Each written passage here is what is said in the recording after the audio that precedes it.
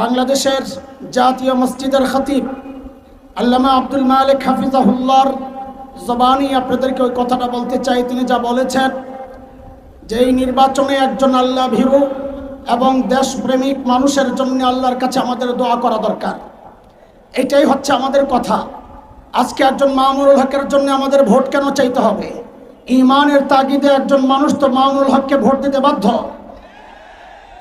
আজকে কেন তার জন্য জনসভা করে আপনাদের কাছে ভোট ভিক্ষা চাইতে হবে? বরং প্রত্যেকেই তো নিজ উদ্যোগে ইমানদারদের কাছে দাওয়াত পৌঁছানোর কথা। আমি আজকে এখানে শুধু একজন বন্ধুর জন্য ভোট চাইতে আসি নাই, আমি এসেছি যুগের একজন শাইখুল আরব আল আজম হযরত মাদানির জন্য ভোট চাইতে। আমি আজকে একজন বন্ধু মামুনুল হকের জন্য ভোট চাইতে আসি নাই, আমি এসেছি যুগের শাইখুল হিন্দের জন্য ভোট চাইতে। আমি আজকে একজন আল্লামা মামুনুল হকের জন্য ভোট চাইতে আসি নাই, আমি এসেছি শাহ আব্দুল আজিজ মুহাদ্দিস দেহলভির মতো একজন যুগের মর্দে মুজাহিদের জন্য ভোট চাইতে। একজন মজলুম জননেতা মামুনুল হককে যদি সংসদে পাঠানো যায়, এদেশের স্বাধীনতা সার্বভৌমত্ব রক্ষা হবে, এদেশের দুর্নীতিবাজরা পলায়ন করতে বাধ্য হবে। আমরা আর কোনো দুর্নীতিবাজ চাই না, দুর্নীতি চাই না, সন্ত্রাস চাই না।